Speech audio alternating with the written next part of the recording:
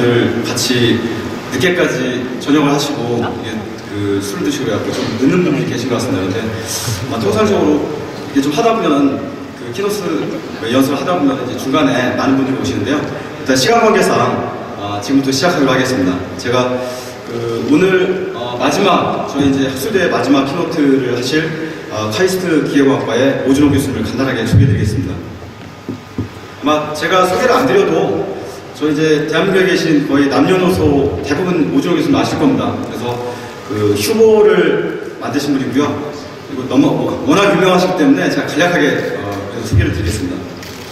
오준호 교수님은 1985년도에 카이스트 기계과 교수님으로 부임하셨고요. 그 다음에 2009년부터 현재까지 카이스트의 특훈 교수를 역임하고 있습니다. 그리고 2013년부터 14년까지는 카이스트 대부통 부총장, 그 다음에 2015년부터 현재까지는 삼성전자기술원 석좌 교수를 하고 있습니다.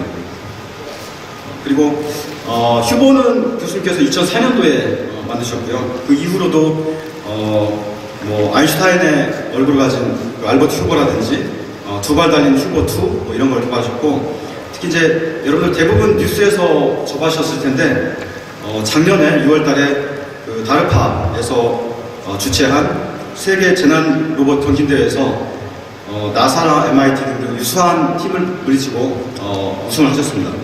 그리고 작년도에는 광복 70주년을 기념해서 한국을 변화시킨 국가기술 우수성과 70선에 휴보가 선정이 되었고요. 그 다음에 지난주에 스위스 다보스 포럼에서 그 세계적으로 많은 분들이 모인 가운데 이제 휴보를 시연하셨습니다. 그래서 그 연구 성과를 세계에 이제 알리고 그렇게 되는데요. 제가 알고 있기로는 아마 국내를 막론하고 한국에서 가장 저명한 그리고 이제 우수한 어떤 연구 성과를 올린 어떤 공학자 중에 한 분으로 알고 있습니다. 자, 그러면은 오준호 교수님 큰 박수를 맞이해 주십시오.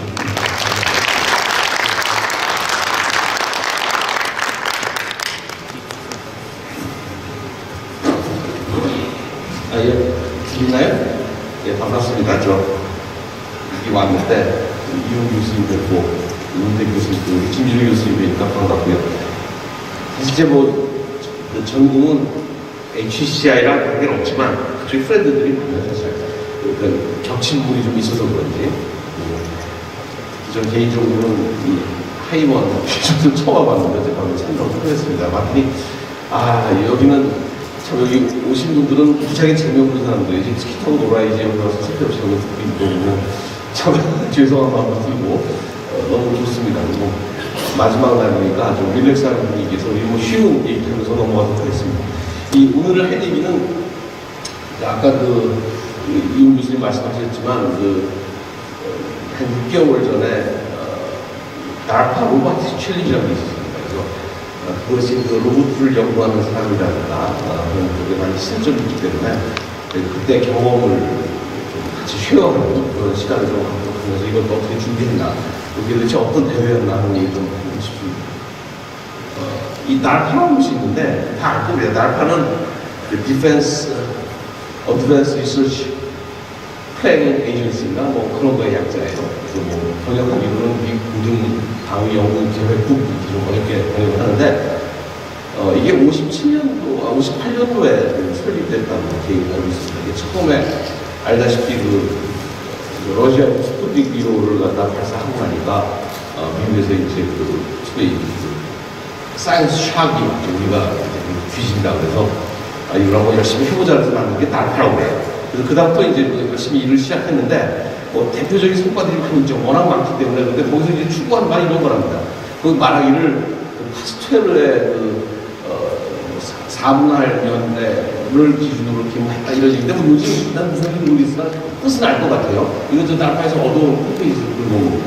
좌측은 아주 어플라이드 한 엔지니어링이고 수직축은 이제 퓨어 사이언스라고 말한다면 옛날에도 모어의 어프로치, 모어식의 연구다 그러면 퓨어 사이언스라고 그러고 에디슨식 연구는 퓨어 프랙티스라고 말한다면 그 콤바인한 파스텔 연구는 웨이 파스텔이라고 부르는데 어쨌든 이런 연구가 굉장히 추가하겠다. 굉장히 펀더멘탈하면서도 구현이 가능하고 도전적인 이런 것을 하겠다는 게 DARPA의 취지라고 합니다. 그래서 실제로 거기서 우주 저희가 다 이제 수입하고 있고요. 여러분 잘 아는 GPS도 여기서 이제 다 기획해서 한 것이고, 그다음에 스텔스기라든가 무인기 같은 것도 다 나라파가 주도로 운영을 하고 있는 곳입니다. 특히 여러분 잘 아는 인터넷, 그래서 인터넷은 알파넷이라고 처음 시작한 것이, 나라파가 원래 이름이 D자가 없었고 그냥 어드밴스드 프로젝트 에이전시라고 알파였는데, 자기네가 이제 만들어서 알파넷이라고 이제 붙였다고 그래요. 이따가 그게 이제 점점 발전해서 요새 이제 인터넷이 된 거죠. 그래서 이제 이런 것도 거기서 시작한 영입니다. 이제 그러다가 그래서 이제 나라파에서 독특한 걸 했는데, 간혹 챌린지라는 거래요. 공모죠, 요즘에. 그래서 이제 공모 겸 이렇게 하는데, 히스토리를 보면 이건 나라파 홈페이지에서 받아온 겁니다. 그쪽에서 발표 자료를. 예를 들면 옛날에 그랬다고 해요. 나폴레옹 시절에 자금줄이 썩고 보관이 안 되니까 이거 좀 보관법 좀 해라. 그래서 이제 공모를 했더니 그때 이제 발견된 게 요새 말하는 통조림, 이제 그걸 역사에서 만들어졌다. 이런 예가 있고, 이제 최근에는 잘 아는 여러분들 브랜드 챌린지, 나라파 브랜드 챌린지라는 게 있었습니다. 그게 지금 2004년도죠. 2004년도부터 시작해서 2007년도까지 이렇게 계속되는데, 그 당시에 미국 샌프란시스코 근교에서 어떤 스테디움에서 자동차를 출발시켜서 150마일 떨어진 네바다인지 어느 쪽에 사막 한가운데 있는 특정 장소로 무인으로 자동차가 다 도달하는 팀한테 그 당시에 200만 불을 주기로 이제 약속을 한 거죠. 그래서 이제 했는데 2004년도에 처음 할 때는 이제 미국에서 한 50개에서 이제 팀이 왔었는데, 그 스테디움으로 빠져나간 차가 없다고 해요. 그러다가 그 다음에 처음으로 이제 한 대가, 스태프스 한 대가 빠져나와서 목적지에 제한 시간인 6시간 안에 들어왔었고, 그 다음에 2007년도 그 다음 해가 됐을 때 전체 차의 절반 정도가 목적지에 도달하면서 이제 성공적이었다 하면서, 나라파 상님이가 그러고 나서 이렇게 조용하고 있다가 작년 재작년부터 나온 우물카들이 전전쪽에 나온 엔진이 이렇게 있는 것을 이제 무인차의 시대를 열었다 이렇게 얘기를 하면서 이제 제가 파이널을 했다는 주장을 하고 있습니다. 그래서 여러 가지 하는데, 여기서 나라파 로보틱 챌린지라는 말에서 챌린지라는 말을 써요. 컴페티션이라는 말을 써요. 그 이유는 뭐냐면, 여기 챌린지라는 말을 쓰는데, 지금 되는지 안 되는지 모르겠지만 한번 해보자, 어디까지 가나 보자 라는 의미로 챌린지라는 말을 쓴다고 합니다. 근데 이제 그러다가 어떤 일이 있었냐면, 2011년도에 동일본 지진이 크게 일어나면서 쓰나미가 발생하면서 후쿠시마 원전을 덮친 사고가 있었습니다. 그래서 다 아시는 얘기죠. 그래서 이 사람들이 대피하고 나니까 이제 이제 오염이 돼서 그 당시에 가지고 있던 최고 로봇들을 다 보냈어요. 후쿠시마에 집어넣었습니다. 그래서 군사용 로봇을 막 집어넣었는데, 막상 이제 하려고 가보니까 이게 건물 속으로 들어가 있는데, 이 로봇을 들고 건물까지 접근이 어려운 거예요. 그래서 이 사람들이 방어복을 막 떨고 도망 나오고, 그 다음에 원격 조정을 하려고 하다 보니까 층계도 걸리고, 문에도 걸리고, 굉장히 문제가 많고, 그 다음에 실제로 이 역할을 거의 하지 못했습니다. 그래서 이렇게 안 되겠다. 그래서 그렇다면 이런 특수한 재난에 대응하는, 그러니까 일반 것이 아니라 특수한 재난에 대응하는 이런 걸 한번 우리가 도전해보자. 그래서 이제 생각된 것이 나라파 로보틱 챌린지라고 합니다. 그래서 이런 문제를 8개의 문제로 카테고라이즈 했어요. 8개 문제로. 처음에 이 사이트까지 접근하려고 하면 자동차 운전해요. 자동차를 스스로 운전하고 목적지까지 도달하자. 두 번째, 도달했으면 거기서 차에서 스스로 내려야 되겠다. 내린 다음에 거기 만약에 돌무더기가 있거나 무슨 쓰레기 같은 게 있다면 그걸 치우거나 그걸 넘어가거나, 그래서 어쨌든 자기가 그걸 해결할 수 있는 능력이 있어야 되는 거죠. 그리고 건물이 있으면 건물 안에 문을 들고 들어가, 문을 열고, 대기문이거나 미문문이거나 어쨌든 문을 열고 들어가서, 그다음에 그 안에 들어가면 무슨 층계가 있거나 사다리가 있거나 할 때 그걸 올라갈 수 있는 능력이 있어야 됩니다. 그 다음에 경우에 따라서는 거기에 벽이 막히거나 장애물이 있을 경우에는 모터툴, 근처에 있는 모터툴을 찾아서 그래서 해결해서 벽에 구멍을 뚫는 일을 할 수 있어야 됩니다. 그 다음에 이제 실제 사고 현장 가면 이렇게 막 파이프에서 막 김이 새고 그럴 텐데, 오염이 나올 텐데 그 밸브를 찾아서 열거나 닫거나 하는 능력이 있으면 좋겠고, 그럼 마지막으로 이 말하면 돌발 미션이라고 하죠. 미리 알려주지 않지만 어떤 상황에 대응하면 그 상황에 대응할 수 있는 능력이 있어요. 이렇게 해서 8개 문제를 냈습니다. 그래서 8개를 과연 로봇이 풀 수 있겠느냐? 거기다 조건을 하나 더 붙였죠. 어떤 조건을 붙였냐면, 이걸 원격 조정하면 안 된다는 조건입니다. 그 조건을 그렇게 붙인 게 아니라 사실 그렇게 했죠. 요즘 좀 더 와이파이로 연결되어 있기 때문에 와이파이 커넥팅이 되는데 일단 건물 안으로 들어가요. 소위 인도 미션 들어가서 문을 열고 들어가서 벨을 닫는다든가 뚫는다든가 그러니까 드라이빙을 제외한 나머지 모든 미션, 인도 미션에 대해서는 그 와이파이 밴드위드를 10,000분의 1로 떨어뜨렸습니다. 보통 우리가 100mbps를 쓰고 있는데 안으로 들어가면 평균 4.8 킬로비트. 그러니까 우리가 말하는 옛날에 말하는 저는 모르니까 그죠. 텔레타이프 TTS 아주 안정하고 가장 낮은 그래서 이제 실제 9.6인데 2.4에서 9.6까지를 베링하면서 그다음에 손실 중간에 날아갈 수도 있고 그다음에 딜레이는 기본이 1초에서 10초 사이에 딜레이가 있게 되는 이런 커뮤니케이션을 갖다 이제 블락시키는 겁니다.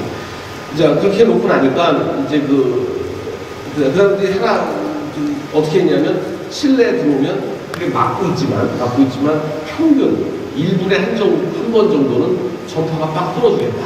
그렇게 해서 1분에 한 번 평균 정도. 그래서 실제 그 재난 상황에서의 전파가 막 디스트럭트 되는 거랑 비슷한 상황을 시뮬레이트하는 이렇게 조건을 만족했습니다. 그래서 이제 이 문제가 발표된 게 2012년 2012년 3월 달쯤에 이제 이 프로젝트 발표가 됐는데 발표가 되고 나니까는 굉장히 그 로봇 엔지니어들이라든가 일반 사람들은 저거 불가능하다. 저 어떻게 로봇이 저걸 하겠는가라고 이제 생각했죠. 했는데 어쨌든 이제 그거가 어라서 했습니다. 그래서 이걸 어떻게 지원해야 이렇게 지원됐어요. 이 템 스케일이 나오는데 2012년부터 시작해서 2015년까지 나와 있는데 이거를 하기 위해서 나라에서 얼마를 투자했냐면 1억 달러 얼마죠? 1억 한 1,000억, 1,200억 정도죠. 1억 달러의 예산을 확보하고 이걸 시작한 겁니다. 시작을 해갖고 처음에 이제 트랙을 참가하는 거를 4가지 카테고리로 이제 선수를 선발했어요.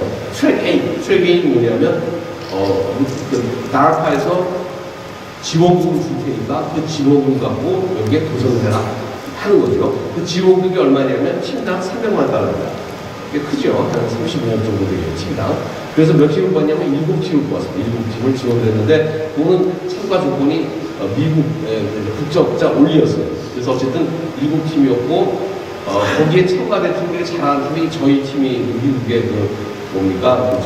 드렉셀 대학이랑 기존에 연구를 하고 있었기 때문에 거기서 이제 심사에 통과해서 우리가 선발을 받았고 그 다음에 잘하는 유니스 교수도 버지니아에서 선발을 받았어요.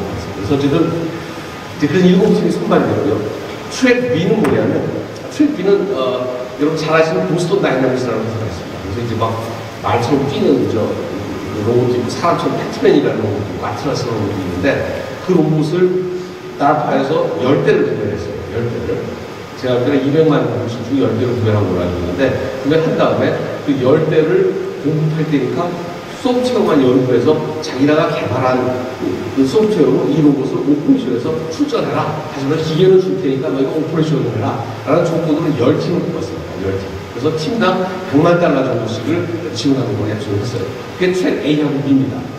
그리고 트랙 C하고 D는 뭐냐면 트랙 D는 아무런 지원금도 없으니까 네가 마음대로 네 로봇 갖고서 출전해라. 그 대신에 출전 자격은 퀄리파이 만들면 인정해 주겠다. 그러니까 자기 출전이니까 다른 자격이 없죠. 퀄리피케이션 만들면 해주겠다는 거고 트랙 C는 아까랑 똑같습니다. 아틀라스 로봇을 제어하는데 지원금 없이 한번 너희가 제어하는 프로그램 짜서 지원금 받는 팀이랑 결선을 해서 되면 너한테 아틀라스를 제공하겠다는 게 트랙 C예요. 그래서 4개를 했는데 실제로는 A하고 B 트랙이 정책을 하는 거죠. 사실은. 그래서 발표한 다음에 그로부터 한 6개월 지난 후에 2014년 6월 달쯤에 실제로 잘하고 있는 점검회의를 했습니다. 그러니까 크리티컬 디자인 미팅이라고 하고 그 트랙 A에 대해서는 크리티컬 디자인 미팅을 했었고 트랙 B에 대해서는 진짜 선발을 했어요. 선발해서 진짜 막 시뮬레이션으로 전 세계 한 80팀 붙어가고 선발해서 이제 마지막으로 결정된 것이 트랙 A에서 한 팀 탈락되고 트랙 B에서도 3팀인가 탈락되고 그 다음에 이렇게 된 거죠. 그래서 이제 팀이 합쳐서 그래서 실제로 2013년 12월 달에 플로리다에서 한번 트라이 예선 경기라고 했습니다. 예선 경기라고 했었는데 그 당시에 참가했던 팀이 트랙 A의 6팀, 트랙 BC 아틀라스 로봇 팀이 13팀 정도였고 그 다음에 완전히 자기 펀딩으로 모여든 팀이 서너 팀에서 16팀이 트라이얼이라는 경기가 있었습니다. 그런데 어떤 일이 생겼냐면 이런 일이 생겼죠. 아까 말씀드렸듯이 저희는 트랙 A의 브렉셀이라는 대학이랑 하는 미국 연합팀이었습니다. 그래서 팀 이름이 뭐였냐면, 팀 이름을 모르셨냐면 DRC 휴고 나이시 팀을 이름을 줬어요. 어느 대학인데 6개 대학이 붙었기 때문에, 그리고 우리 플랫폼이 다 작동하기 때문에 DRC 휴고라고 그러는데, 이 크리티컬 디자인 미팅 6월달, 그렇죠. 여기가 이제 실제 심사라는 1차 심사였는데, 그 다음에 실제 경기는 그게 12월에 있었어요.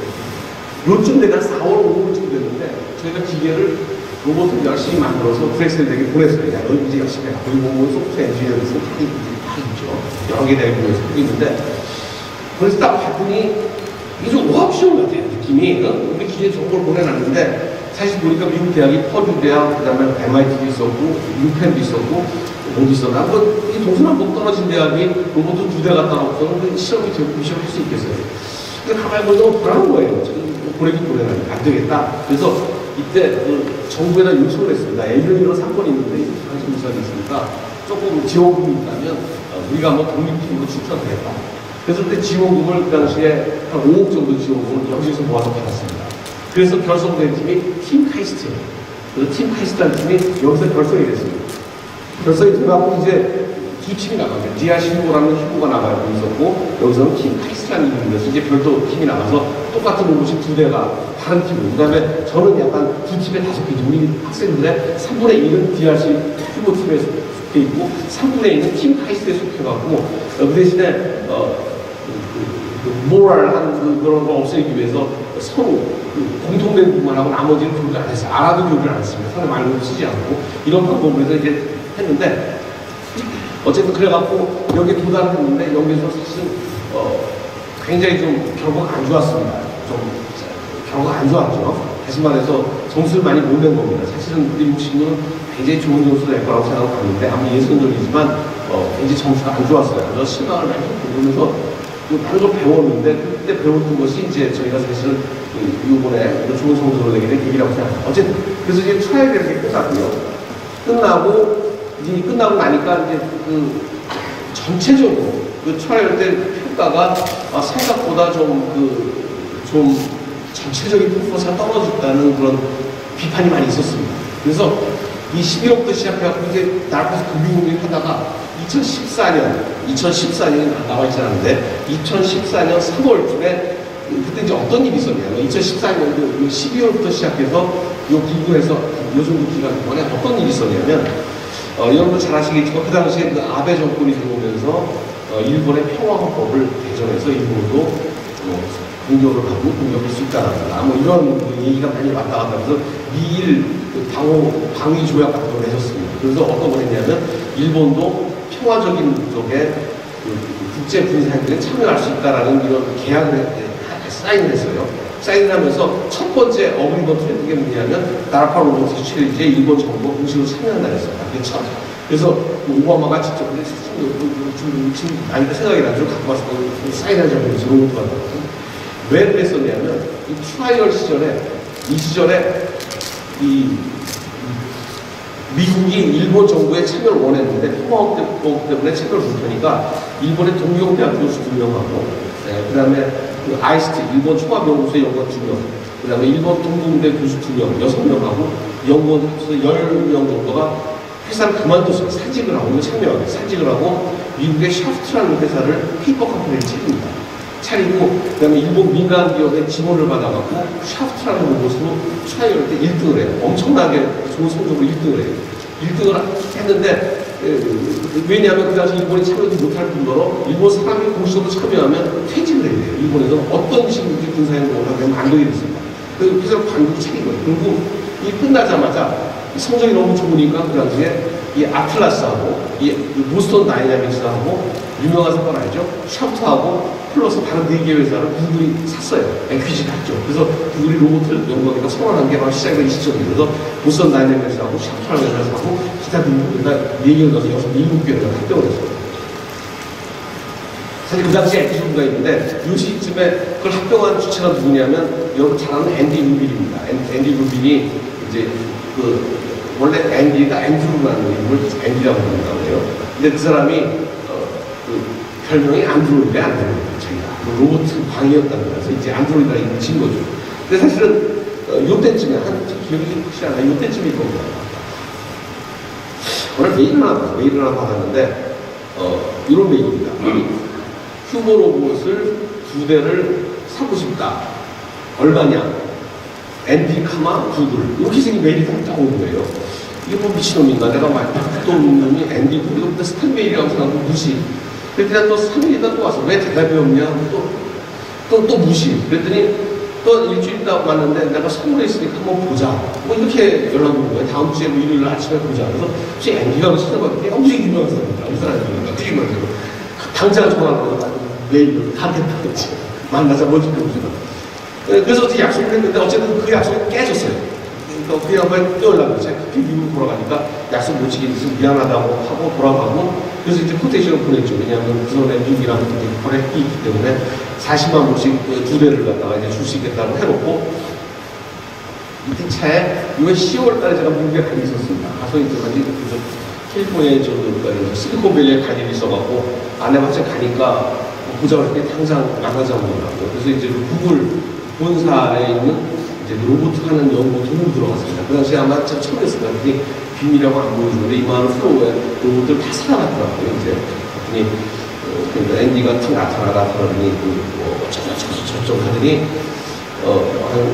로봇의 뭐 앞으로 어떻게 될 것 같은가 자기 계획도 얘기하고 여러 얘기를 하면서 그 로봇 두대를 살 테니까 크레딧 카드가 긁겠다고 막 종이 들고 오더라고요. 그래서 이제 우리 크레딧 카드에 가능할 만큼 가지고 있으니까 돈 주고 사라고 가지고 이제 어쨌든 그래서 이제 하면서 그 당시에 앤디님이랑 두세 번 교류가 있으면서 했는데 어쨌든 그러면서 그때 이런 저는 대충 알고 있었죠. 어떤 회사에 관심이 18서 얘기했기 때문에 그리고 이제 사실은 제가 웨인보랑 조그만 회사를 처음 한 상태였는데 저희 다른 회사에서도 뭐 미국으로 와서 뭐 같이 하자 뭐 이런 제안도 있었고 그런데 어쨌든 뭐 그건 무산됐습니다. 어쨌든 그런 게 있었던 게 바로 요 시점입니다.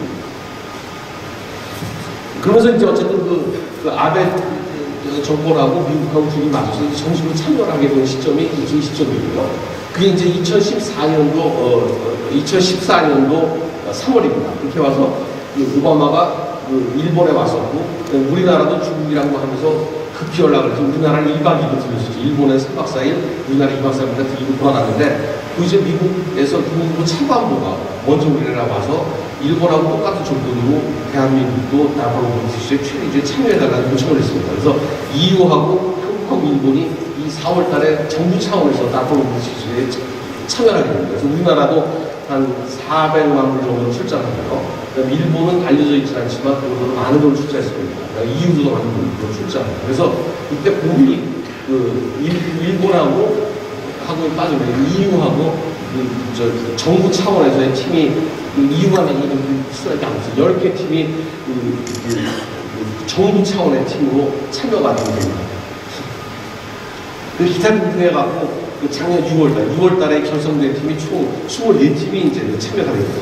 이 날짜가 어느 정도 집요하게 있냐면 기간이 이렇게 있지만 이 상태로 그냥 모여갖고 경기하자가 아니라 이걸 하기 전에 작년 6월 달 하기 전에 4월 달에 전 세계 있는 팀들을 미국으로 다 불렀어요. 한 팀 한 팀 불러서 가상적인 경기 공간을 만들어 놓고 그리고 마음대로 1박 2일 동안 사는 거야 하고 거기에 카메라를 갖다 20대쯤 찍었어요. 다 관찰하는 거예요. 어떻게 하는지, 그 다음에 어떤 기술의 수치인지 하면서 전체적인 난이도 조절하고 다음 팀하고 또 자꾸 이렇게 공개 토론방을 만들어갖고 어떻게 인프하는 거예요. 그래서 굉장히 노력을 많이 했어요. 그 다음에 정부 차원에서 좀 끌어들이고 막 했는데 그렇게 한 이유가 결국은 다 마찬가지예요. 우리나라도 이런 정부 예산을 쓴다든가 하는 것이 소위 텍스페이어들의 욕을 안 먹고 이 보람이 있어야 된다는 걸 증명한다는 게 중요한 겁니다. 그러니까 똑같이 우리나라도 이렇게 뭐가 잘 안 될 때는 제일 많이 끌어들이는 게 미국도 한다, 일본도 한다, 뭐 이런 거예요.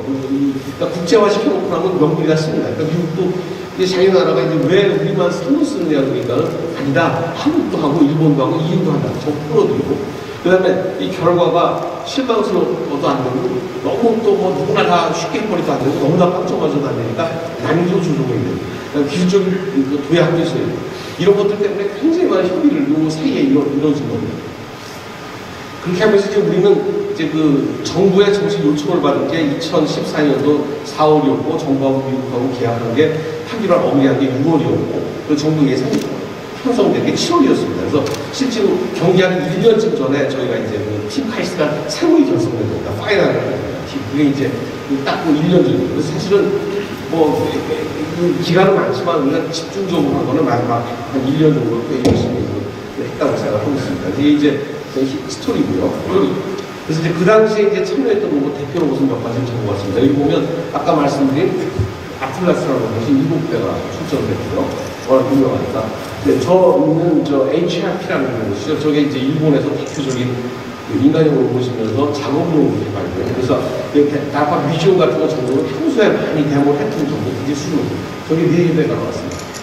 조미의 잭슨이라고 하는 로봇은 아까 말한 샤프트라는 회사의 후신입니다. 그 샤프트의 메인 엔지니어들은 구글로 흡수됐고, 그다음에 남은 그 대학교 학생들하고 남은 연구원들이 그 기술 갖고 만든 게 잭슨 로봇입니다. 저기는 일본 아시모 연구팀, 아이스트 연구팀이 다 망라져 있습니다.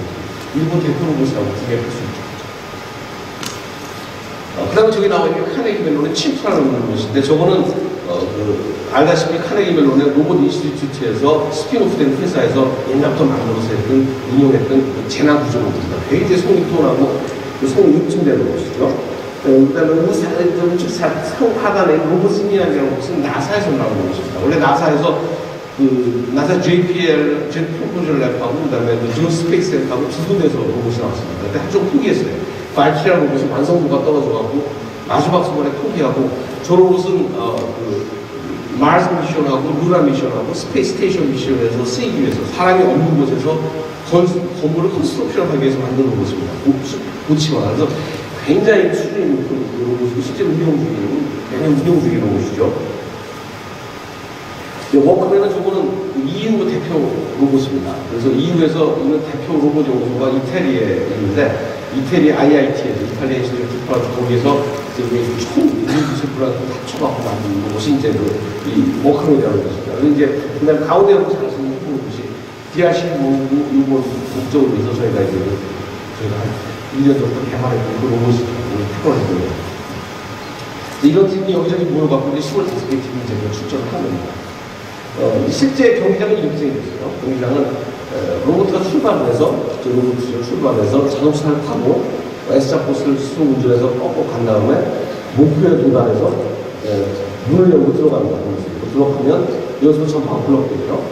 블록되면 이제 들어가서 그다음부터 이제 밸브를 찾아서 밸브를 열고, 그다음에 그 옆에 가서 드릴을 툴을 피킹해가고 벽에 구멍을 뚫고, 그다음에 옆에 가서 아까 말한 돌발 미션이죠. 돌발 미션이 첫날에는 뭐였냐면 비상스위치를 내리는 거였어요. 비상스위치에 쭉 내리는 거죠. 비상스위치를 내리는 거고, 둘째 날은 플러그를 하나 뽑아서 옆에 플러그 끄는 겁니다. 이런 미션이 들어있었고, 그 다음에 이제 가면 저기 이제 이렇게 돌무더기가 있는데, 돌무더기를 걸어서 넘어가거나 아니면 옆에 할 쓰레기를 밀거나 치우고 토가 하는 겁니다. 둘 중에 하고 나면 건물 밖으로 나와서 이제 층계 올라가면 미션이 완성되는 겁니다. 저거를 1시간의 시간을 줍니다. 1시간 동안에 저걸 풀어야 되는데, 실제 경기장 모습이죠. 실제 경기장 모습이 보이겠습니다. 차를 타고 저쪽 안 보이고 그 소리에서 와서 이제 지금 병력이 빨간하고 벚꽃처럼 보이는 곳이 이제 사건 현장입니다. 그래서 이쪽에서 스트레이트에서 볼 수 있게 되어 있고, 이런 것이 4세트가 마련되어 있어 4팀이 동시에 이렇게 동안 하게 됐습니다. 그런데 이제 어쨌든 그래서 이게 아까 보면 여기 보면 이제 차를 태워주는 것까지 사람이 해요. 오퍼레이터 하고 나면 그다음부터 이제 전 기줄도 끊고 세이프티 기어라고 하죠. 이제 로봇을 매라는 안전선도 끊고 다 끊고 이제 컴퓨터인지 이제 단절된 상황에서 로봇 스스로 출발해가지고 1시간 동안 스스로 서바이브하면서 미션을 다 해결해야 됩니다. 중간에 그다음에 오퍼레이션 룸은 어디 떨어져 있냐면 한 500m 떨어져 있어요. 물리적으로 500m 떨어진 곳에 거기에 그 조종실이 있는데, 조종실은 우리가 자기 나름대로 꾸미는 거죠. 꾸미고 나면 거기에 카메라 그게 하나를 찍고 있습니다. 치팅을 보시게 돼서. 그 다음에 감독관 두 명이 딱 지키고 서 있어요. 그 다음에 핸드폰은 다 뺏기고, 모든 거기는 와이파이 잠깐 다 내립니다. 지역 전체를. 그 다음에 이 로봇 간의 혼선을 피하기 위해서 그 25개 팀한테 미리 그 모뎀 세트를 갖다가 줬습니다. 하나씩. 하고 이머전시 스위치 세트니까 딱 받은 게 모뎀 한 세트하고 그다음에 이머전시 스위치 세트 하나 누르고 바꿔지게. 그리고 여기는 하도 여기가 고정시켜놔가지고 IP 못 받고 아무도 못 받고 주파수 결정돼 있고. 그리고 그래서 그 기계 이외에는 아무도 키지 못하게 됐어요 전체. 그래서 다 그 지역을 줬는데 뭐 조그만 거 핸드폰만 켰다고 다 잡아내죠. 그렇게 하고 오퍼레이터들은 모니터만 딱 보고 있는데 모니터는 아까 말했듯이 그림이 안 보입니다. 스틸 사진이 쭉 이렇게 나와요. 나오고 갈까 그랬다가 한 1, 2분 지났다가 나왔을 때 하늘 보이거나 안 보이고 매우 쓰러진 거예요. 아무도 모릅니다. 그런 상황에서 지금 제어를 하게 돼요. 이런 상황이 된 거죠. 그리고 아까 말했듯이 이 나폴 챌린지에는 미션만 주어져 있지 어떤 로봇의 형태는 디파인이 안 되어 있습니다. 근데 아까 미션을 풀다 보니까 분명히 이제 각자 연구하다 보니까 결국 사람 형태로 갈 수밖에 없게 된 겁니다. 그 중에서 2개쯤을 포기하면 사람 아니라는 거예요. 바퀴 괜찮은데 8개를 다 풀기 위해서는 사람 형태가 될 수밖에 없다는 게 어디 이런 이제 보여준 이해죠. 어쨌든 그래서 이제 시작 때 여러 가지 이제 이제 작업했었죠. 하고 나서 요번 지금 그 중에 저희가 했던 미션을 20배, 18배로 지금 빨리 보내준 겁니다. 자동차 타고 와서 이제 차를 내리죠. 스로 내리는 거고, 차를 내려서 몇 번을 걸어서 저희가 이제 멀티 모달 모빌리티라고 표현을 하는데 걸어갈 수도 있고 밖으로 들어갈 수도 있고 가서 문으로 접근해서 문을 열고 이제 하고 저건데 자기가 누군가 인식해서 갈 수밖에 없는 거예요. 들어가서 이제 저기 보고 라이다를 계속 돌리고 있죠 지금. 그래서 배를 찾은 다음에 밸브를 돌려서 영이다 이러고 하나 끝난 거죠. 옆으로 가서 이제 드릴 치는데 여기서 약간 문제가 생겼어요. 저희는 드릴 하나만 갖고 있는데 4개가 있는 바람에 이제 헷갈린 겁니다. 그래서 여기서 옆으로 치워서 일단 하나를 깔끔하게 만들어 놓고 다시 미션을 시작한 거예요. 근데 처음부터 연습한 대로 다시 시작한 거죠. 들고 가서 이제 스위치를 쓰고 키고 찾아서 그래서 까만 낫을 올려내야 되니까 킨 다음에 위치하고 확인 이렇게 하고 뚫어내는 거예요.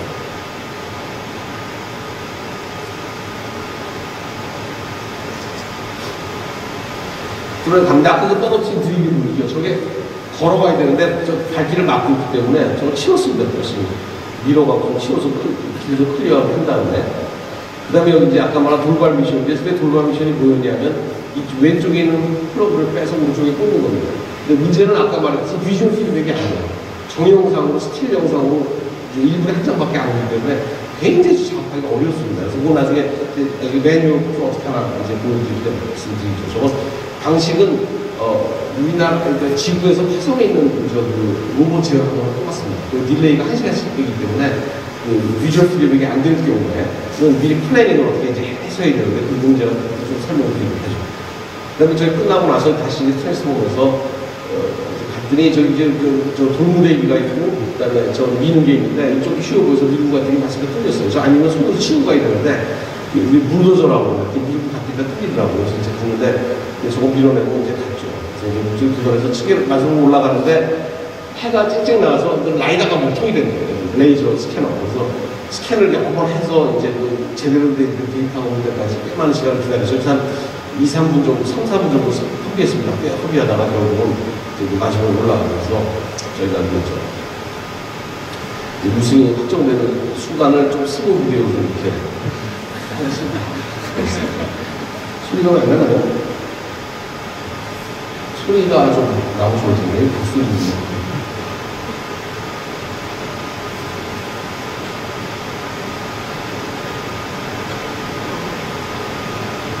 소리가 연결 안 될까요?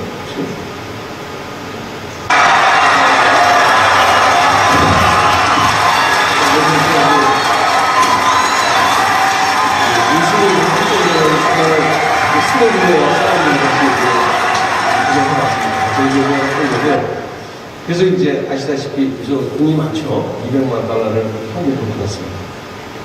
받았는데 사실 이런 일이 있었습니다. 사실.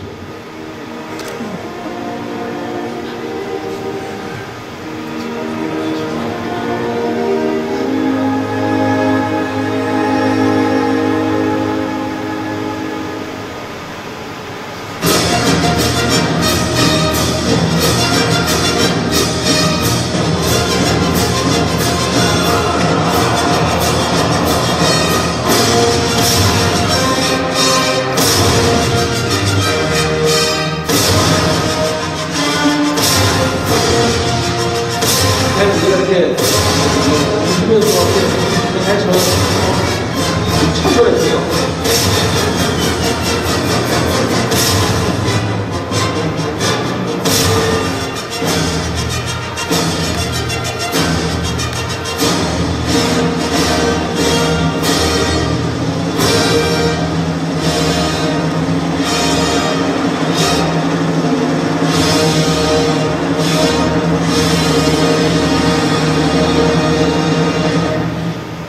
이제 안타깝죠. 저 로봇이 이렇게 쓰러지면 저희 하는 데가 많은데 최소한 200만 달러씩 지원을 드리고 저 20년씩 다 연구하는 사람들, 그 다음에 저기 25개 팀이 모였지만 우리 오늘도 많이 모였죠. 뭐 한 2,000명이 모인 걸로 알고 있는데 저희가 그 했던 곳이 그 LA 포모나라는 큰 레이스트림이었습니다.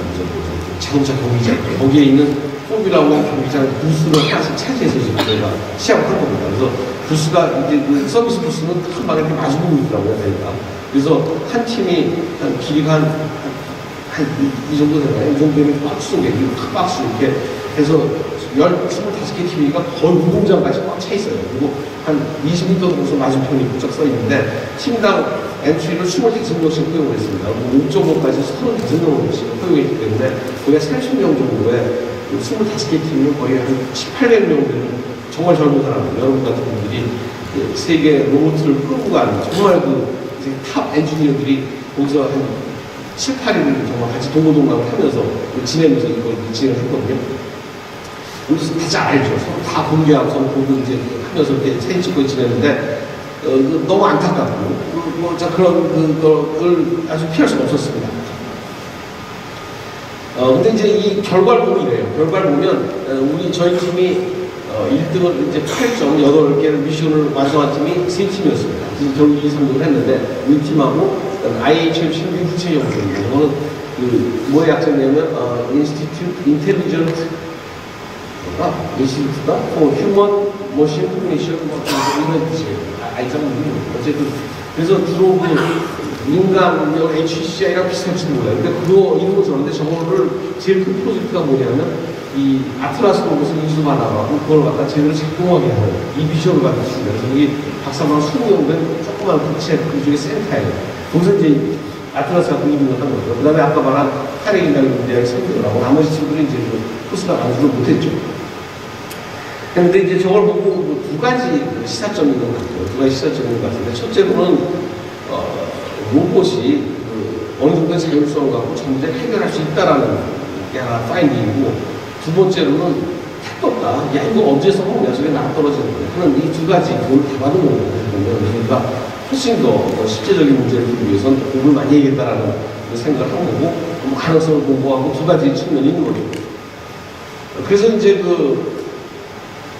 실제로 제가 느끼는 소회입니다. 그걸 보면서 3일 동안 이제 경기를 3일 했었는데, 느끼는 소회가, 실제로 무슨 일이 일어나느냐. 실제로 봤더니 이게 재난 구조 로봇 정진되어 있고 재난 로봇이라고 되어 있는데 이 재난 상황에 들어가기 전에 로봇 스스로가 다 재난에 빠져버린다는 얘기예요. 나가 떨어져서 고장나요. 그래서 우리가 스스로 생각해볼 때 여기도 이제 많이 이제 HC에서 많은 걸 영업하겠지만 인터페이스도 많이 할 겁니다. 물론 서비스 로봇 할 텐데 대부분의 서비스 로봇이 서비스는 그냥 서비스 받다가 주저앉는 경우가 다 많다는 얘기예요. 현실에 있어서 거기다 기계 고치고 뭐 하고 서비스면이야 대여섯 명씩 따라다니죠. 서비스 로봇 뒤에. 우리도 마찬가지죠. 그래서 어쨌든 우리가 참 공부해야 될 게 많다는 거고, 그럼 도대체가 왜 이런 일이, 이제 레슨입니다. 우리가 왜 이런 일이 발생했습니까? 이게 봤더니, 저는 하드웨어를 공부를 합니다. 하드웨어라는 회사 입장에서 보면 그 많은 경우가 사실은 우리가 평소에 무시했던 부분들이 굉장히 많다. 예를 들면, 우리가 이제 데모를 하면 데모 많이 하겠지만, 우리가 어떻게 하냐면 이렇게 하죠.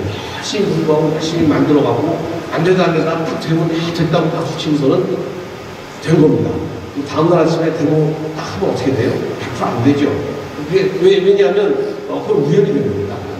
대부분의 경우는 안 되는데 우연히 되니까. 근데 그런 것들은 잘 우연이라고 받아들이지 않죠. 예를 들면 저도 교수니까 학생들한테 그랬습니다. 해봐라 그러면 잘 됩니다 그래요. 그래서 가보면 안 되죠. 왜 안 되냐? 깜빡 쓰지 않는 거예요. 뭐 리셋을 안 시켰네. 이유가 12가지인데, 그거 다 말도 안 되는 얘기죠. 엉터리 만든 거죠. 그게 합쳐갖고 안 되는데 어쨌든 우리가 무시하는 평소에 당연한 것처럼 있는 이런 간단한 페일리어들이 거기서 다 나타난다. 100% 나타나는 것이 돼 있습니다. 그 다음에 로봇이라는 건 생각보다 움직임이라는 게 참 어렵다는 얘기입니다. A에서 B로 가는 게 실제로 굉장히 그런 난관을 많이 차지한다라는 그런 문제입니다. 그 다음에 이제 세 번째는 그 로봇과 그 주변과의 상호작용인데 여러분들이 이제 HCI 하니까 그 인터랙션에 대한 얘기를 주로 하겠지만 실제로 그 로봇의 왜 로봇이 가치가 있냐면 두 가지 특징 때문에 하나는 모빌리티와 오토노미 두 가지의 특징인데 모빌리티라는 건 뭐냐면 어쨌든 피지컬 인터랙션이 있는 거죠. 주변을 하고 나오고 걷건 돌아다니는 건 떨리건 어쨌든 피지컬 인터랙션이 있다는 거하고 이제 또 하나는 이제 스스로 좀 알아서 하는 능력이 있다는 건데 이 인터랙션 모빌리티라는 부분이 생각보다 주변과 상호작용할 때 굉장히 취약한 점이 발생한다는 거예요. 실질적으로 해보면 예를 들면 우리가 로봇과 악수를 한다 이런 연구 많이 하지만 실제로 악수해보면 그 연구자원이 할 때 잘 되는데 손님이 하면 갑자기 안 되는 거예요. 라든가 뭐 음성인식 같은 것도 내가 이 프로그램 짜는 사람이 하면 잘하는데 사장님이 와서 하면 잘안 된다든가 어쨌든 인투액션이라는 게 이게 되는 것 같지만 실제 환경이 실제로 안 되는 거예요. 어쨌든 우리가 그 인투액션이라는 게 전제로 하고 굉장히 많이 하고 있지만 그것이 지금 내 앞에서 된다는 것과 항상 된다는 거에 큰 차이가 있다는 겁니다. 실질적으로. 그래서 그게 도대체 왜 그런지 아시나요? 그래서 인투액티비티가 생각보다 굉장히 떨어집니다. 우리가 잘 된다고 미국인이나 오토미들하는 거예요. 그 다음에 이 로봇이라는 게 자율성이 있으니까 자율성. 진짜 어디까지 자유를 허용할 것이고 어디까지를 사람이 간섭할 것이냐는 문제입니다. 그 로봇한테 자율성을 너무 많이 주고 나면 어떤 일이 생기냐면 좋죠. 좋은데 그게 내 뜻대로 하면 좋은데 내 뜻대로 안 가는 경우가 더 많다는 얘기입니다. 어쨌든 그러니까 자율성 어디까지 허용할 것이냐. 내가 너무 로봇에 간섭을 부는 건 뭐 기계죠. 스위치 누르 움직이는 또 너무 간섭하라고 하면 내 마음대로 안 될 경우가 더 많고 어쨌든 그 두 가지가 잘 어떻게 그 매칭시켜야 되는지 어디까지 사람이 간섭하고 어디까지 바뀌어야 되는지 그 다음에 이런 이제 뒤에 뒷부분은 사실 스페시픽한 경우가 있지만 이렇게 그 로봇을 원격으로 제어할 경우에는 이 오퍼레이터가 이제 트레이닝 돼 있어야 되고 그 다음에 그 자기 기계에 대한 확신 이런 것들이 다 있지 않으면 로봇을 제대로 작동을 시킨다는 겁니다. 지금 우리가 많이 하는 것들이 이제 로봇에는 전문가 로봇이라는 경우가 있는데 지금 로봇이 산업용 로봇으로 시작을 해갖고 우리가 하는 홈서비스 로봇까지 굉장히 레인지가 넓은데 아직은 홈서비스 로봇이라는 건 존재하지 않아요. 홈서비스 로봇이라는 건 뭐냐면 저희가 아무런 슈퍼 비주얼이 없이 전혀 이 로봇의 기술을 모르는 사람들 속에 던져놨을 때 서바이브 할 수 있는 능력이 있어야 됩니다. 아직 그런 게 없는 거죠. 지금 그런 게 유일하게 있는 게 청소 로봇하고 반대 로봇인데 나중에 뒤에서 얘기해 청소 로봇은 실제로 모빌리티도 약하고 오토노미도 굉장히 약화시켜갖고 그냥 수동적인 기계뿐이에요 사실은. 그러니까 안되는 로봇도 마찬가지입니다. 그래서 어쨌든 제대로 일하는 로봇이 순수하게 이쪽에 서바이브 할 수 있는 로봇은 존재하지 않아요. 그러면 지금 우리가 말하는 로봇은 뭐냐? 지금 다 말하는 서비스 로봇은 뭐냐? 전문가 로봇이라는 거예요. 쉽게 말하면 전문가가 조종을 하고 유저는 일반인인 거죠. 한쪽 다리 걸쳐놓고 있는 거예요. 예를 들면 다 그렇습니다. 드론도 조종은 전문가가 하고 받는 사람은 일반인이고 수술 로봇은 이들 전문가가 하고 수술을 다 하고 그러니까 전문가만이 다룰 수 있는 어떤 프로그래머 식당 서비스 로봇도 식당 주인이라든가 종업원이 이거 조종하면 지금 물질 나라에서 바뀌는 거예요. 이런 식으로 이런 전문가 로봇 범위에 들어가는데 그럴 경우에 오퍼레이션하는 사람의 그 능력이 상당히 중요하다는 거하고 그 다음에 또 상당한 부분에 오퍼레이팅 미스테이크가 있었다는 거죠. 근데 어쨌든 이런 문제들을 저희 같은 경우에는 트라이얼을 통해서 사실 굉장히 많이 인지하고 있었습니다. 제가 이제 이런 연구를 많이 했기 때문에 그래서 이 트라이얼 때는 충분히 알고 있었지만 너무 시간이 없었어요. 그래서 우리가 대응을 못했고 파이널에 이런 부분을 대응하면서 노력을 굉장히 많이 한 겁니다. 그래서 어쨌든 그 플랫폼을 아주 로버스트하게 만드는 시간 굉장히 노력을 많이 한 거예요. 어쨌든 디자인을 할 때 듀시즘 이렇게 덜렁덜렁한 슬랩 같은 거 없애고 듀시즘 유지단에 설계한다든가 우리 뭐 좋구나 뭐 기능적으로 굉장히 우주가 디자인해서 쉽게 분해 조립이 되고 그다음에 메인터넌스가 쉽게 한다는 것들 그 다음에 우리가 굉장히 무시하는 파워 매니지먼트 파워를 안에 하는 경우에 무슨 전원이 단락되거나 외부전기 들어갔을 때 샥이 왔을 때 그다음에 무슨 이렇게 정전기라든가 이런 것들 다 무시하는 거 같지만 실제에서 다 다시 하는 문제들 이런 것들 그 다음에 처음에 파워 같은 거 넣었을 때 스파크 튀었을 때 방지하는 문제들 굉장히 그 다음에 또 무시 못할 때 열 발열 같은 거 생깁니다. 그러니까 완성돼서 이렇게 나온 거 해결하지만 우리가 샘플이나 데모 만들 때 아주 무시하기 쉬운 부분들, 그러니까 결국 발열 때문에 열을 어떻게 처리하는 그런 문제들, 그 다음에 내부 통신망 문제입니다. 내부 통신에 이제 굉장히 많은 것을 지금 우리 같이 에이전트가 많아질 경우에 내부 통신이 굉장히 큰 문제를 야기시킵니다.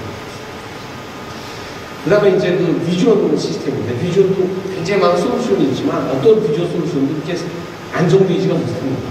굉장히, 그 다음에 비주얼 시스템이 이제 뭐 우리가 쓰는 고립한 API라고 써서 이렇게 우리가 프로그램 짤 경우에 거기 들어가 모듈 자체의 완전성이 많이 떨어져요. 잘 되는 것 같아도 하루 이틀 지나면 걔가 시스템을 죽이는 경우가 굉장히 많고. 근데 그건 우리가 당연하게 원래 카메라 한 번 원래 잘 죽어요. 그거는 걔가 하는 소리고, 필드에 나가면 다 페일의 원인입니다. 그래서 어쨌든 굉장히 우리가 쉽게 생각하는데 소프트웨어 크래시라는 거, 비전이라든가 라이다라든가 복잡한 시스템, 또 기계랑 싱크로나이즈 시켰을 때 생기는 이런 문제들이 실제로 발생하는데 굉장히 많은 걸 무시한다는 얘기죠. 뭐 그럴 수 있다라고 생각하지만 절대로 그래서 안 된다는 거죠.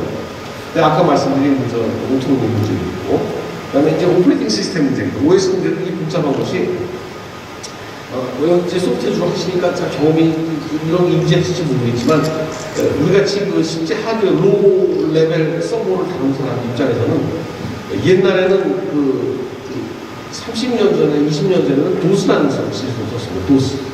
PC 도스였어요. 나스라고 해요. 그거는 프로그램을 짜면 폰트를 직접 건드릴 수가 있습니다. 그래서 내가 투명하게 디바이스를 제어할 수가 있는데, 윈도우라는 OS가 나오면서부터 사실은 로우 레벨 컨트롤하는 사람한테 악몽이 시작되는 거예요. 확실히 방법이 사라진 겁니다. 없어요. 그러니까 이거 내가 프로그램을 짜서 저 기계 움직일 수 있는 방법이 없어졌어요. 그러니까 그럼 어떻게 하느냐? 랩품 같은 거 쓰는 겁니다. 그 이상한 디바이스를 써서 물려놓고 그냥 연결하는 거죠. 그리고 이 PC는 UI만 하는 겁니다. UI. 그러니까 편리하게 짜주고 그러니까 보여주고 하지, 실제 로우엔드 디바이스 움직이는 장치는 별도의 장치가 있어야 된다. 이제 그러다 보니까 그걸 할 수 있는 사람은 이런 사람입니다. 내가 마이크로 프로세서라든가 이런 걸 써서 내가 디바이스를 만들 수 있는 사람이거나, 그것도 안 되면 디바이스 하다가 덕시에서 붙여갖고 익스터널 디바이스를 하는 방법이죠. 근데 그것이 이런 에이전트가 뭐 10개, 5개 뭐 이럴 때는 가능하지만, 우리처럼 에이전트가 30-40개가 되고 할 경우, 그 다음에 컨트롤 밴드위스가 올라가려면 굉장히 큰 문제가 생기죠.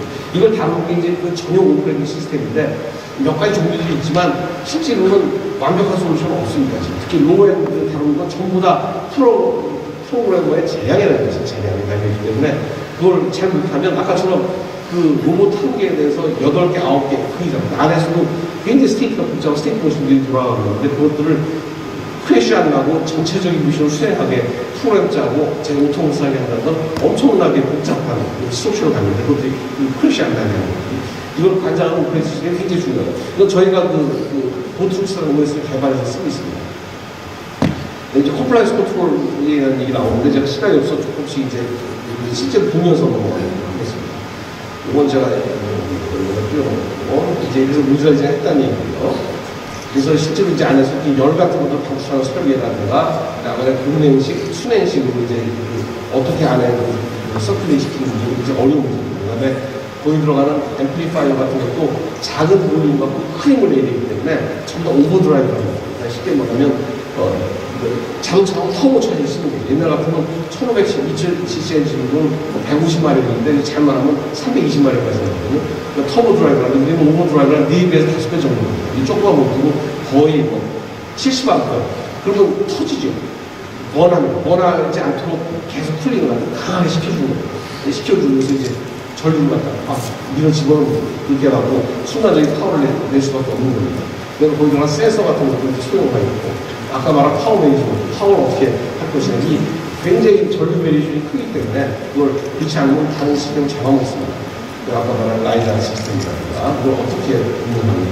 너무 비디오 정보가 많으면 처리하는 시간이 많이 걸리고, 너무 없으면 너무 데이터가 없고, 어떻게 최적화하는 거죠.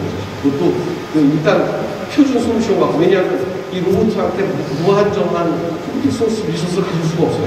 이 조그만 거. 우리가 이런 거 무슨 푸다 머신을 몇 개 갖다 놓고 이렇게 돌리면 되겠지만, 이건 요만한 PC를 해결해야 되고 제한된 전력을 써야 되기 때문에, 그렇게 이런 걸 최적화시키지 않으면 컴퓨팅 파워에다 크래시가 나서 외부 커뮤니케이션이 좋지 않으니까 안 되는 경우가 많습니다.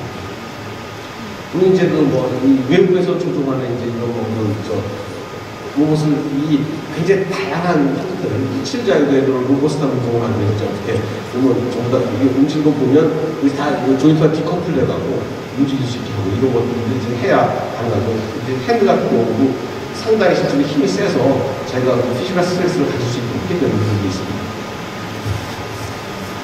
이 컴플라이 컨트롤이란 말이 나오는데 컴플라이 컨트롤이 이런 겁니다. 로봇이 잘하는 게 있고 못하는 게 있습니다. 로봇이 잘하는 걸 뭘 제일 잘하냐면 여러분 저 스쿼드라고 이렇게 스쿼드 폼이라고 그러죠. 이걸로 12시간 있어봐. 이거 제일 잘합니다. 자고가 아주 힘주고 가만히 있으라고 무지하게 잘해요. 그런데 뭘 제일 못하냐면 힘 빼고 추렁추렁이나 이런 거 못해요. 로봇 힘 빼는 거 못해요. 그게 문제예요. 그래서 그러면 우리가 로봇을 갖고 나와서 서비스 로봇으로 참 이게 나왔을 때 제일 처음에 시키고 싶은 일이 뭐냐면 냉장고 문 열고 하나 꺼내 먹는 거야. 아니 문 열고 옆방 들어가는 거야. 사실 그게 사람 판독에서 제일 쉽게 하는 균형과의 인터랙션이에요.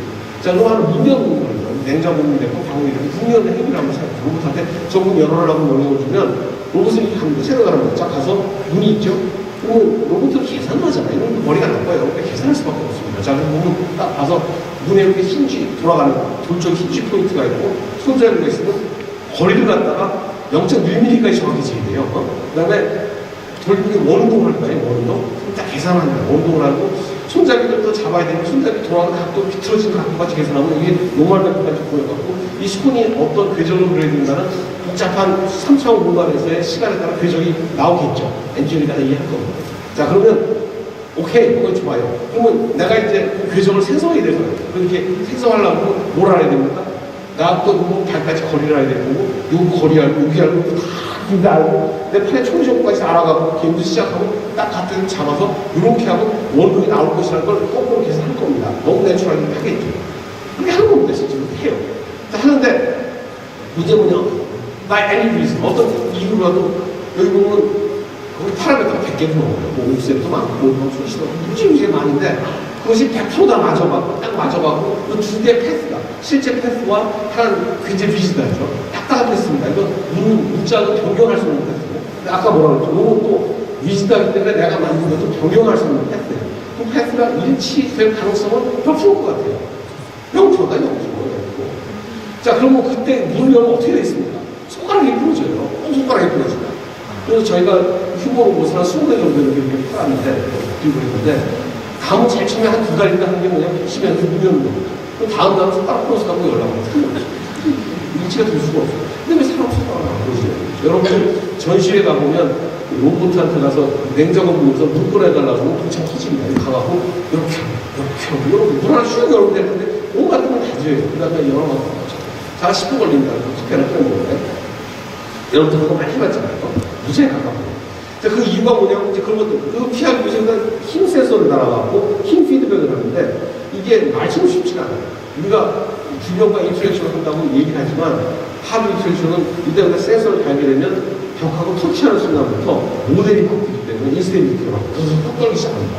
그럼 안 떨리게 하려면 그 게임을 맞춰줘야 돼요. 그럼 느려 터지는 거예요. 이거 느린 겁니다. 빨리 하려고 했다가 막 떨리니까 천천히 안정되게 아니면 잡았다 놨다 왜냐면 잡았다 또 음악 봐서 이제 위치 틀어져서 놨다 다시 잡는 거예요. 아니 살살 잡거나 좀 미끄러지게 미끄러져서 손가락 안 부러지게 여러 가지 트릭을 써서 이런 것처럼 만들지만 본질적으로 인터랙션이 이제 어렵다는 얘기입니다. 자, 그러면 인터랙션을 하면 어떻게 되냐? 힘을 빼야 되는데 힘을 빼기 위해서는 이 근육 자체가 사람 같은 근육이 됩니다. 다시 말해서 힘으로 반응하는 이런 장치가 있어야 되는데 우리가 그 힘으로 반응하는 장치는 유압장치하고 공압장치밖에 없어요. 사실은. 근데 그거는 굉장히 멀티하고 정밀도가 떨어져서 않습니다. 그럼 모터를 쓸 수밖에 없는데 모터는 본질적으로 모터가 있고 감속기라는 게 들어가 있기 때문에 그거는 아까 말한 위치 결정도인지 힘의 결정도입니다. 몇 도 돌아라 이렇게 얘기를 하는 거지. 네. 그렇죠. 그렇기 때문에 자 힘의 결정체하고 위치 결정체하고 하면 표시가 나게 되는 겁니다. 자, 그래서 어려운 거예요. 그래서 어쨌든 방법은 생략한 채 트릭만 얘기를 하면 어쨌든 결과적으로 근데 이제 우리 이런 걸 하는 거죠. 이 백드라이브를 하는 겁니다. 힘을 빼는 거죠. 이게 가능하다. 자, 이런 기술을 넣다 보니까 뭐가 되냐면 이렇게 가는 겁니다. 운전을 하는데 핸들 돌린다. 핸들을 갖다 사람이 뺏어가지고 이 상대 위치가 막 변해서 핸들을 돌리는 거지. 왜냐면 이 날파 미션 전체 보면 이런 걸로 꽉 차 있습니다. 운전도 해야 되고, 문도 열어야 되고, 밸브도 열어야 되고. 이걸 못하면 속도로 부러지게 돼 있습니다. 자, 이걸 통해서 자동차에 내리는 작업을 하는 겁니다. 자, 자동차에 내리는 작업을 할 때 우리가 어떻게 내리겠어요? 여러분들 자동차를 제가 한국에서 굉장히 많이 한번 어떻게 그 연구를 해봤어요. 해봤더니 누구도 자동차는 정적인 자세로 확 내릴 수가 없습니다. 한번 폴짝 뛰어야 돼요. 자동차가 가면 어쨌든 폴짝 뛰어야 됩니다. 그렇기 때문에 몸이 약한 분이 막 노인분이라든가는 차를 못하는 거예요. 주춤하게 되면 폴짝 뛰는 능력이 없고 중심 잡는 능력이 없으면 못하 이렇게 하다가 한 번에 펄쩍 앉아야 되는데 뛰어야 됩니다. 자, 로봇을 정적으로 하다 보면 어떤 일이 생길까요? 이 팔개로 시뮬라이트가 생깁니다. 다시 말해서 온 힘이 한쪽으로 접근하고 이렇게 돼버리는 거예요. 그래서 힘으로 줍니다. 락킹돼 버리는 거예요. 그런 상태가 되기 때문에 이걸 하기 위해서는 이 컴플라이언스 컨트롤을 쓰는 겁니다. 그래서 어떻게 하냐면 위쪽으로는 힘을 매달리고 안쪽으로는 로봇은 뒷팔로 딱 잡는 순간 한쪽만 타게 돼 있어요. 왜 그러냐면 잡았죠? 이것도 잡았습니다. 뒤에 꽉 잡았어요. 이 위치가 결정되어 있습니다. 길이가. 이거 위치 결정 부분인데 이거 힘을 좀 인터널 포스 안에서 좀 당기는 거고 조금씩 이렇게 돌리다 보면 무릎하고 모두 풉니다. 자, 이 쉬운 게 하나도 없어요. 매달려 있을 때 이쪽 방향으로 힘을 빼야 됩니다. 수직 방향에 힘을 줘야 되고 앞뒤로는 위치를 결정해줍니다. 그 다음에 나머지는 로우 피직스. 자연의 바뀌는 거죠. 한번 이렇게 미끄러지면서 떨어지게 됐습니다. 이런 작업이라든가 제가 5분 내로 카메라하고 하니까 걸어갈 때는 이게 충격에도 건져야 되겠죠. 충격이 그 다음에 경우에 따라 이렇게 펄짝펄짝 뛰어오는 것이 있어야 되고요. 그 다음에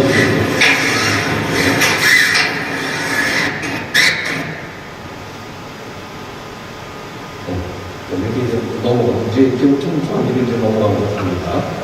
이거 전부 다 스스로 자기 인지하면서 해야 되고요. 그 다음에 이제 실제로 저희가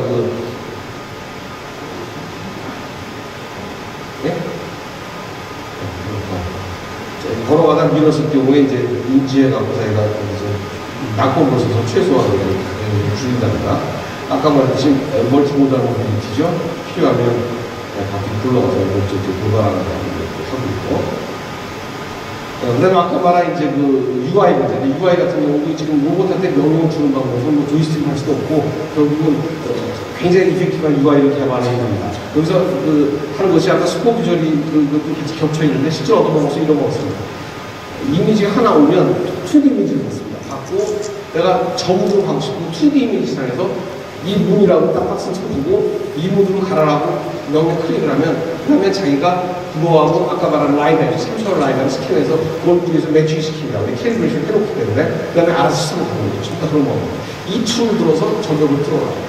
이 문으로 통과해라. 이렇게 명령 주고 자기가 알아서 합니다. 그래서 그런 방법으로 UI를 구성해서 명령을 주도록 체계가 되어 있습니다. 그래서 예를 들면 빨간 거고 저 툴을 잡아라고 빨간 박스 쳐주면 자기가 아이덴티파이해서 이 툴에 대한 모바일 벨트라든가 적용되는 스스로 다 알아서 해요. 그럼 나머지는 스스로 알아서 해야 되고 벨트 마찬가지입니다. 걷는 것도 아까 블락이 복잡하지만 자기가 저렇게 면으로 다 분리해내고 그 다음에 자기가 간섭도 다 취약하고 어디를 밟아야 다음 스텝이 되는지 다 확인해서 밟아내면 되게 되죠. 그러니까 가상 아까 말한 매뉴얼 무브먼트 같은 경우에는 어떤 식으로 하냐면 이렇게 합니다. 밴드위드가 떨어지니까 한번 내가 어떤 무브먼트 시내에 들어가면 한번 3차원으로 쫙 있습니다. 클라우드 데이터가 3차원 클라우드가 넘어오면 가상 공간 내로부터 투입해서 작업을 하면 돼요. 한 다음에 결론이 나면 그 명령 체계 만들고 수행을 하고 결과를 봐요. 그래서 아까 그 플러그 뽑아서 넣는 게 굉장히 복잡한 과정인데 그냥 4번이니까 5번 정도가 받아서 한 번에 이루시니까 15분 걸렸어요. 그걸 처리하는 거죠. 그게 그렇게 하지 않으면 거의 불가능한 것이죠. 오퍼레이팅 시스템 문제는 요즘 아까 제가 한 1분 정도 쓰면 요즘은 잠깐 에이전트 숫자가 무한히 많아지고 그다음에 하나의 에이전트가 컴파운드 펑션을 갖습니다. 다시 말해서 예를 들면 예를 들면 자동차를 보면 자동차에 브레이크가 있지만 브레이크 패드 입장에서 보면 옛날에는 오퍼레이터가 브레이크 밟으면 집어줬어요. 1대1. 딱 그 명이 하나만 받으면 되는데 지금은 ABS도 명령을 줍니다. 요번에 비클 다이내믹스 컨트롤도 명령을 주고 그 다음에 요새 나는 어댑티브 크루즈 컨트롤도 명령을 줘요. 도대체 내 패드 입장에서 누구 말을 듣는지 모르는 거예요. 다 그렇습니다. 지금 이 로봇들도 내가 앞으로 걸어가려고 하는데 앞으로 쓰러지려고 하는데 걸어가는 명령하고 쓰러지면 안정화시키는 명령하고 컴플리트할 때 어느 명령을 따는 것이 아니면 내 하체를 걸어가고 있는데 갑자기 손으로 저글링을 하고 다른 작업을 할 경우에 이걸 어떻게 섞느냐는 거죠. 문제들이. 하나의 시스템입니다. 이런 문제를 다루기 위해서 굉장히 복잡한 필요한 겁니다. 그래서 이런 아까 말한 하이퍼나브로 멀티 에이전트라는 거, 컴파운드 펑셔널리티라든가 스트릭트 싱크로나이제이션 그런 것들이 어떻게 동기화되겠냐는 거죠. 그런 것들을 또 어떻게 많은 10명의 프로그래머들이 동시에 짜면서 한 개로 작동하게 하는 겁니다. 그 다음에 굉장히 잘 작동해야 된다고 이런 문제들이죠. 그래서 저희가 개발을 하고 있습니다. 그래서 OS까지 한번 설명을 해서 마치도록 하도록 하겠습니다. 몇 개 자료가 있지만 여기서 부탁드리도록 하겠습니다. 네, 강연해 주신 교수님 감사합니다. 시간이 저희가 원래 10시까지 하고 10시 반까지 쉴 시간인데요. 시간 관계상 Q&A는 아마 한 분 정도 예정할 것 같아요. 혹시 간단. 저기 그 오퍼레이터가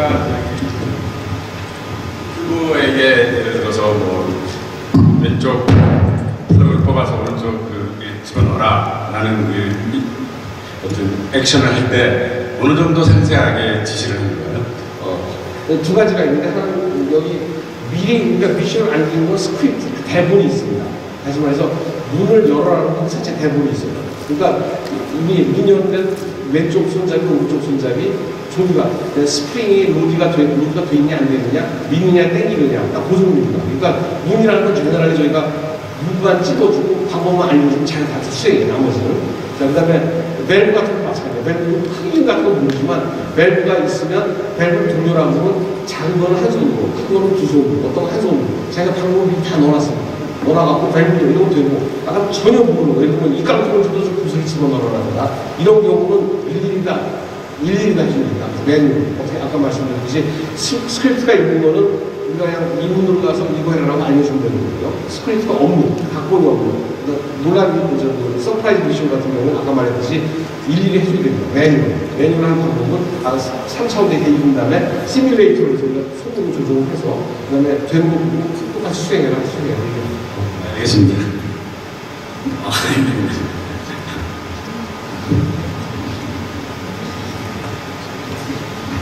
오준호 교수님 잘 들었습니다. 너무 재밌고 또 이렇게 우리나라 이 로봇이 1등할 수 있는 그 비결이 뭐였는지를 잘 알 수 있었습니다. 감사합니다. 저 하나만 딱 질문을 드리고 싶어요.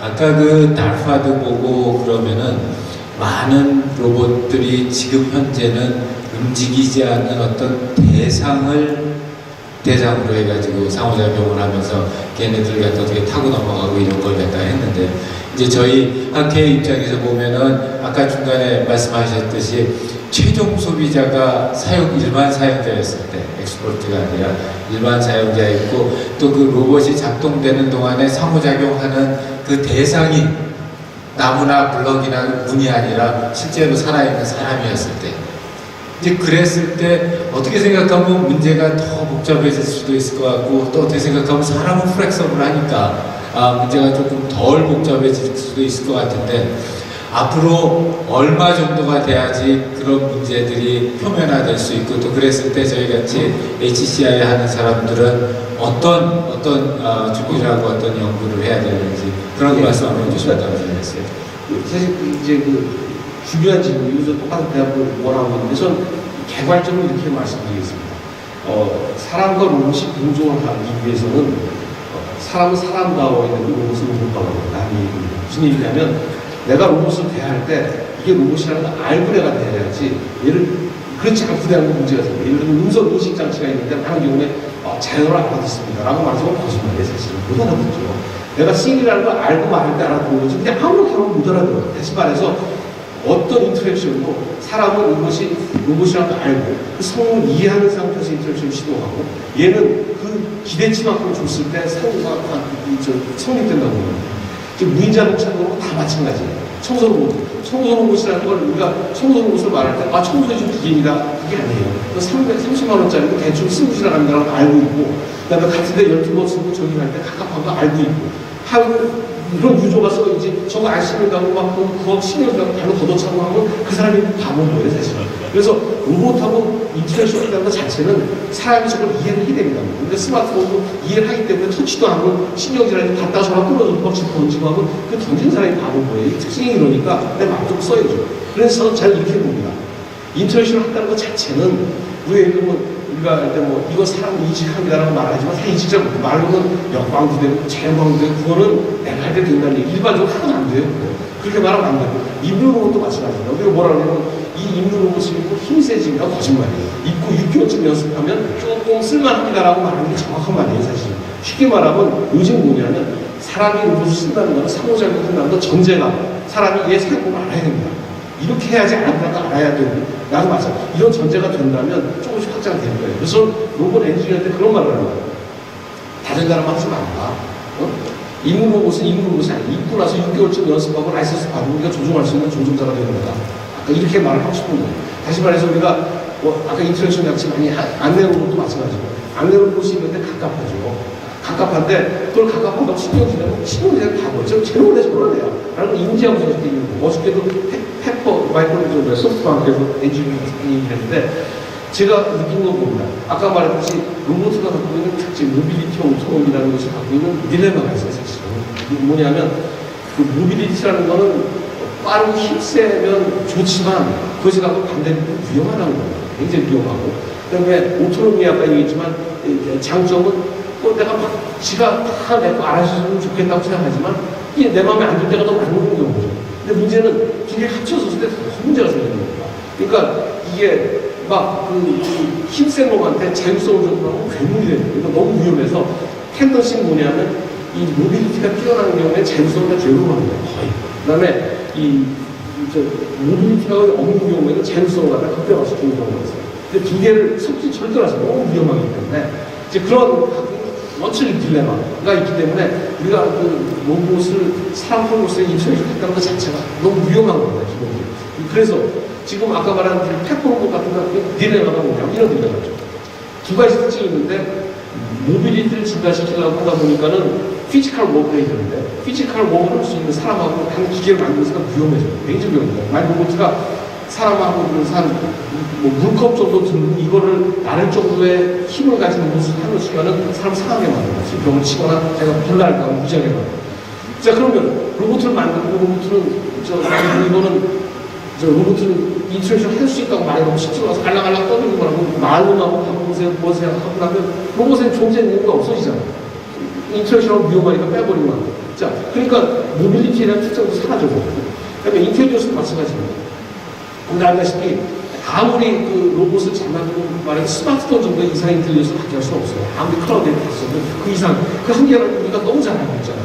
뻔히 알고 있고 뭐 갖고 두세 한 30분 넘는 뻔히 재미없는 뻔히 알고 있는 거예요. 자, 이런 걸 어떻게 극복하게 됩니까? 그 다음에 우리가 인터랙션도 마찬가지로 호기심, 재미를 넘어서 어떻게 실용화시킬 수 있냐는 굉장히 다른 문제가 있어요. 저 그래서 그걸 넘어가기 위해서는 우리 스스로가 어떤 생각을 하냐면 우리가 갖고 인터페이스의 인터랙션의 제한점을 먼저 설파하는 게 맞다고 생각해요. 그리고 사람들을 적응하도록 하는 과정 속에서 이루어지는 것이 기술만 갖고 문제는 아니라고 봅니다. 저걸 기계와 사람의 니고시에이션이라는 말 써요. 니고시에이션이 돼서 협상에서 끝나는 거죠. 청소를 해야 되면 난 30만 원 줬으니까 이 정도 하고 안 정도 하고 신경질 안 되는 거. 그게 니고시에이션이에요. 감사합니다. 세계 최고 로봇 기술의 민낯을 볼 수 있는 좋은 기회도 같고요. 정말 저희가 로봇도 이해하고 로봇이 아마 HCI하고 많은 관련이 있는데 앞으로 미래에 대해서 우리가 여러 가지 비전을 볼 수 있는 좋은 기회였던 것 같습니다. 자, 좋은 강연 해주신 우준호 교수님께 큰 박수 부탁드립니다.